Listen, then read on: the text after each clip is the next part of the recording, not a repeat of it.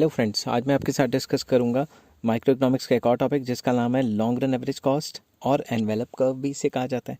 तो long run average cost traditional theory के अंदर कैसे होती है, चलिए शुरू करते हैं।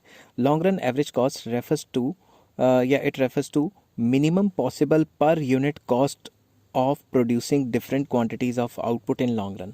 लॉन्ग रन में जितनी भी क्वांटिटी बनाते हो उसका जो लीस्ट कम्बिनेशन है, मतलब सबसे सस्ती से सस्ती कॉस्टिंग कैसे बनेगी, उसको हम लॉन्ग रन एवरेज कॉस्ट कहते हैं।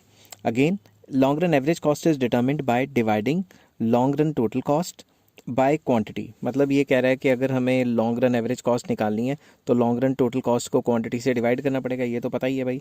तो अब ध्यान से देखो, ये चीज़ मेन आ गई। ये मैंने बनाई है long run average cost curve, ठीक है। ये शॉर्ट रन एवरेज कॉस्ट 1, ठीक है, और शॉर्ट रन एवरेज कॉस्ट 2 इससे बनी है। तो बेसिकली ये टेंजेंट होगी, ठीक है। अब मैं आपको एक और बना के दिखाता हूँ, फिर आपको समझाऊंगा कि ये किस किस तरीके से बनती है। साइड वाले डायग्राम में मैं ऐसे करता हूँ, ये मैं लॉन्ग रन बना लेता हूँ, ठीक है। थोड़ा सा इधर उधर हो जाता है डायग्राम, मैं फिर से बना लेता हूँ क्योंकि हाथ कांप जाता है मेरा, क्योंकि एक हाथ से माइक भी पकड़ना होता है, एक हाथ से ये भी पकड़ना होता है। तो लॉन्ग रन एवरेज कॉस्ट, ठीक है। अब अगर मैं शॉर्ट रन एवरेज कॉस्ट बना रहा हूँ तो वो देखना, ठीक है। ये यहाँ से टेंजेंट होएंगी, short run average cost, short run average cost, short run average cost, ये टेंजेंट होएगी, ठीक है। ये बात हमेशा याद रखनी है। मगर ये जो मिनिमम होता है ना, मिनिमम पे भी एवरेज वेरिएबल कॉस्ट का एक जो है ना वो कटवा देना आपने, ठीक है। अब इसमें दो चार चीज़ें मेन है जो मैं आपको समझाना चाहता हूँ। ज़रूरी नहीं कि हर एक जो एवरेज ये जो शॉर्ट रन एवरेज कॉस्ट है 1, short run average cost 2, short run average cost 3, ज़रूरी तो नहीं कि हर एक शॉर्ट रन एवरेज कॉस्ट का लोएस्ट पॉइंट ही टेंजेंट है, ठीक है। ये बात याद रखनी है आपने, ज़रूरी नहीं कि हर एक का लोएस्ट ही टेंजेंट है, ठीक है। उसके बाद मैंने जो थोड़ी थ्योरी लिखी है वो आपको पढ़नी बहुत ज़रूरी है। Long run average cost is the tangent of each short run average cost at some point. ये जो लॉन्ग रन एवरेज कॉस्ट है वो शॉर्ट रन एवरेज कॉस्ट का टेंजेंट होगा किसी ना किसी पॉइंट पे।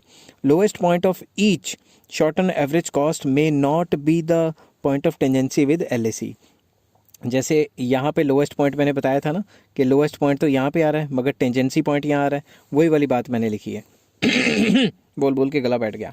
The lowest point on short run average cost is tangent to LAC curve only at the lowest point. ये वाली बात जो मैंने की थी कि मान लो ये है शॉर्ट रन एवरेज कॉस्ट 4, तो जो एवरेज कॉस्ट का जो लोएस्ट पॉइंट होगा ना, जो एलएसी का लोएस्ट पॉइंट होगा और एवरेज वेरिएबल कॉस्ट का लोएस्ट पॉइंट होगा, वो आपस में कॉन्साइड करेगा, बाकियों के लोएस्ट पॉइंट कॉन्साइड नहीं करेंगे।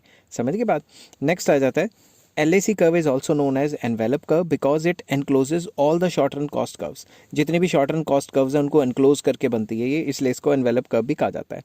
LAC is also called planning curve. With the help of this curve, a firm can plan as to which plant it should use to produce different quantities of output so that the production obtained will be minimum. तो LAC की study करके company को पता लग जाता है कि भाई इस प्लांट में मैक्सिमम से मैक्सिमम इतनी आउटपुट बनाएंगे तो एवरेज कॉस्ट कम होएगी। जैसे मैं बताऊं कि भाई इस प्लांट में इतनी का आउटपुट बनाओगे तो एवरेज कॉस्ट कम होएगी, इससे ज़्यादा बनाने की कोशिश करोगे तो लॉन्ग रन में एवरेज कॉस्ट बढ़ जाएगी। तो कंपनियों के लिए काफ़ी फेवरेबल रहता है ये, ठीक है। आई होप ये वीडियो आपको पसंद आई होगी, और अगर पसंद आई तो please like share and subscribe. Pause करके आप नोट भी कर सकते हैं। ये नेक्स्ट वीडियो में मैं लेके आऊँगा लॉन्ग रन मार्जिनल कॉस्ट क्या होता है।